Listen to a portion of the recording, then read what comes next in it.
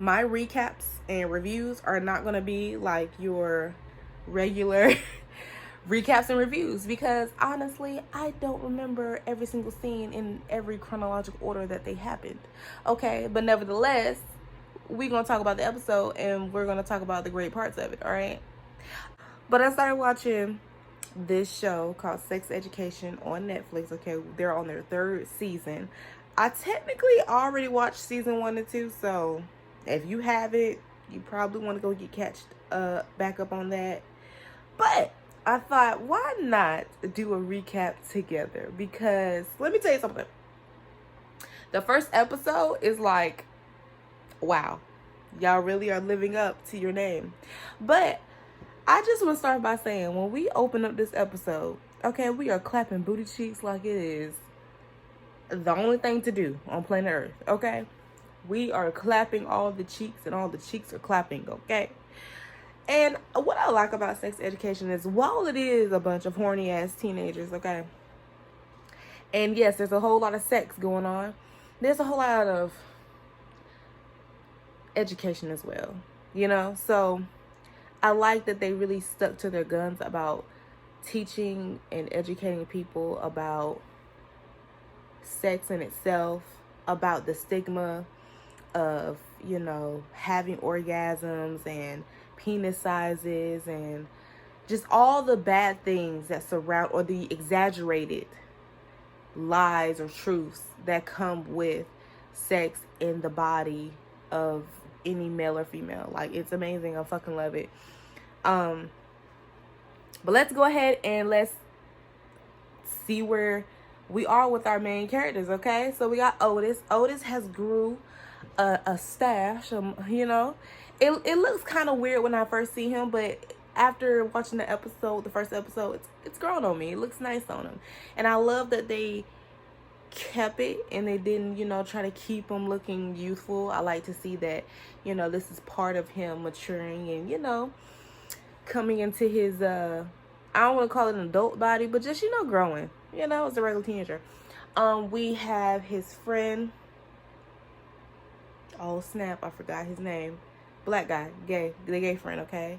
I love now that he's more open and free, you know, with his sexuality, because if you ever watched the first 2 seasons, he was more in the closet, and the majority of that was because of his family disapproval. I like that with Maeve, she dyed her hair. It looks absolutely fantastic. I love it on her, okay? And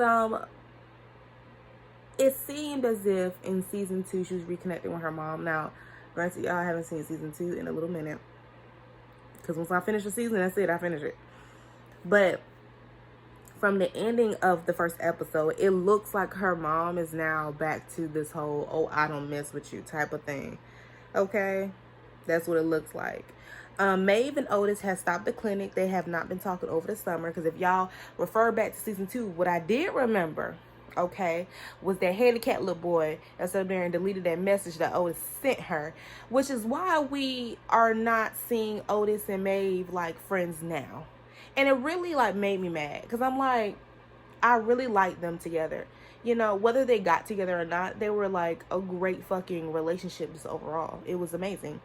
Otis is sleeping with Ruby, okay? And honestly, I like that towards the end of this episode, they kept that going. You know what I'm saying? Like, they didn't make it to where this would be a secret thing they had going on for the rest of the season. I love the fact that the writer chose to be like, you know what? Ruby is the popular girl. You know what I'm saying? She is the end all be all when it comes to high school, okay? So I feel like Ruby and her mom was like, you know what? We have great sex, okay? He's not that bad after the sex is done with. So you know what? F it. Yeah. I've been hooking up with him. Yes, okay? And now since everybody know, that's my man. That's all me, okay? I love that. I love it. And I feel like it gives this stagnant character more,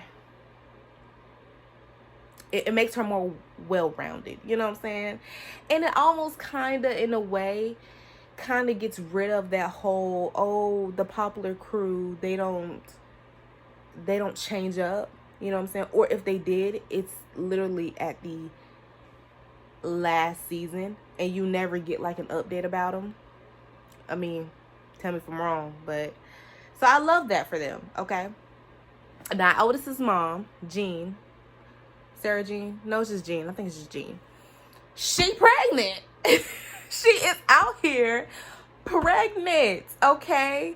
And honestly, I feel like for her to be pregnant, it just kind of put more of like realism on this, like on life. You know what I'm saying? Because I can't remember why her and Jakob why her and Jakob broke up. But just the fact that she's pregnant is like, wow. Because this is for real. Like, things like this does happen. So I'm glad that she was able to sit down, talk to him, and actually tell him that, like, hey, listen, I've been pregnant for some months, okay? It's been a hard little journey trying to even bring myself to think. And I love that they touched on the fact that she didn't know she wanted to even keep the baby. And then she got so just wrapped up in her book writing, and then it just became harder for her. I love that they really touched on that, and they didn't just make it seem like, oh, I'm just keeping this baby from you. You know what I'm saying? Because, you know, whatever. I love that. And I love that he was so understanding, you know, and it wasn't too much resentment built up, you know what I'm saying?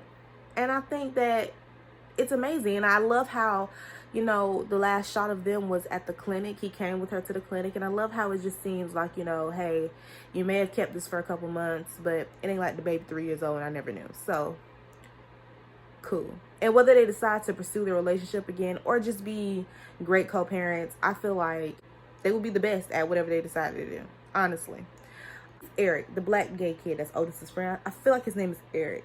But he's dating the headmaster's son, who, you know, had these anger issues but also turned out to be gay. But I think now he's like bisexual because I think he likes to sleep with women too. That's kind of, I think, what I was picking up on when he was talking to Ola. Now that's Otis's mom's baby daddy's girl. Because if y'all remember, child, because if y'all remember in season 2, Ola and Otis was going together, and it was a whole thing because Otis's mom and her dad were trying to go together too. So I was like, I don't know how the hell this is gonna work out, but I guess y'all can make it do what it do. I'll make it do what it do, baby. If you ever seen that TikTok. But yeah, so and she, you know, helped him with trying to figure out a way to deal with his anger issues, because y'all, he used to be beating up on people, okay? He used to be out here just thrashing folks, throwing them around like they like teddy bears. You know what I'm saying? And Eric has been on that end of abuse, you know, whether it was emotionally or even physically, you know what I'm saying? Because I remember, and I think maybe season 2, when he was still kind of in the closet. Well, I wouldn't say Eric was really in the closet in public, as much as, like, you know, his sexuality, as he probably was with his, like, family. But the white boy, he was more, you know, in the closet. So Eric was trying to make it work with him because he's obviously, you know, he understands. And you could kind of tell, like, it kind of felt like some of their scenes, especially when it was sexual, it kind of felt rough. Like, it kind of just felt like he was just trying to just use Eric in a way to kind of be his punching bag. You know, in a way, that's kind of how I took it in, because it just kind of felt a little off in some scenes. I was like, this isn't healthy. I don't like this.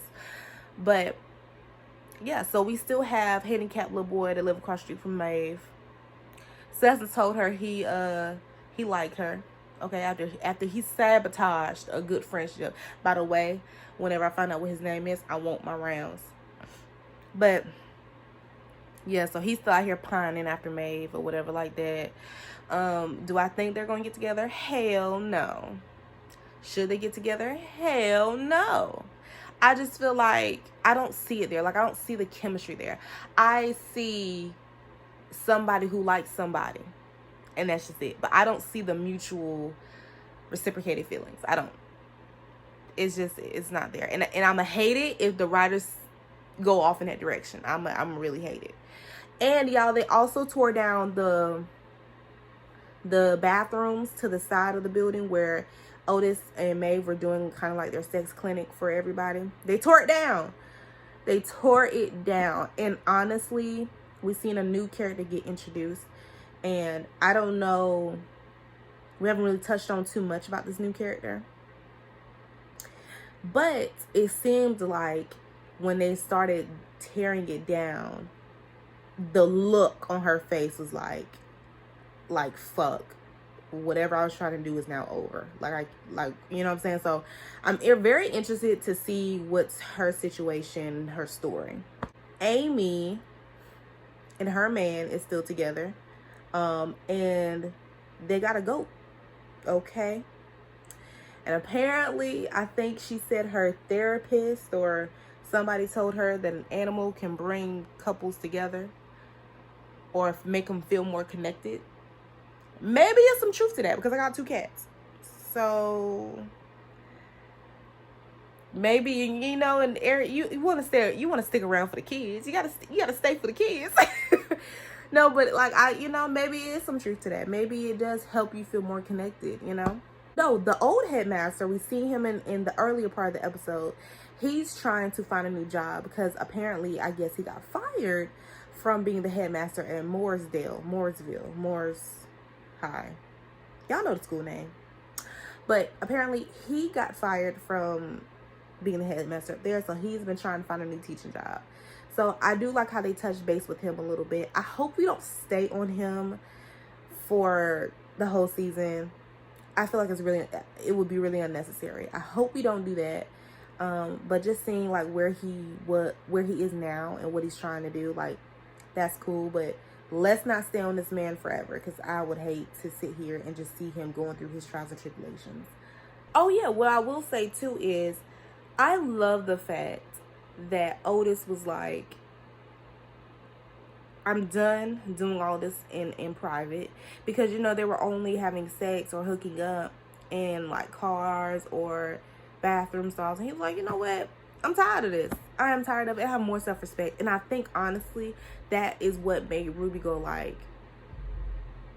I want to be with you, because you have self-respect and you're not just gonna put up with just anything just because of my status at school.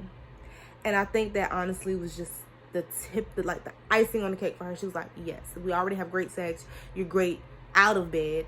And you also have self-respect, and you're not willing to take no bullshit from me. We love to see it. We love to see it. Okay? So that has been Sex Education episode 1, Master, that they have chosen. I like her spirit. I like her energy.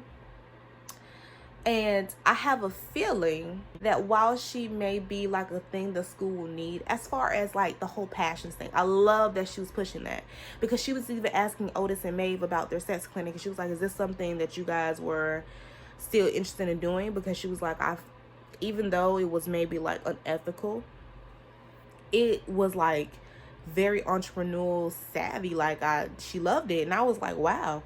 And the fact that she wants to find out what the passions are in the school and try to find a way to have that going for the students, I loved it. It was like, I loved it. To me, it just felt like, wow, we're not just here at school following some curriculum to just go to a college or a university. I love that, you know? And when she tore down those bathrooms, I was like, I don't know, something over me was a little disappointed. But then again, for this to maybe be like her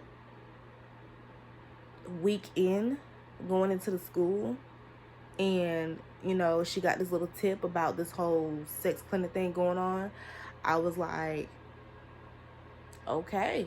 She see that these bathrooms are a problem, and they look like they've been a problem for a while. So I was like, the most logical thing to do would be to tear them down. I'm not even gonna, I can't be mad at that. I can't be mad at that. But that is a wrap on episode 1 of season 3 of Sex Education. And I will see y'all at episode 2. Okay?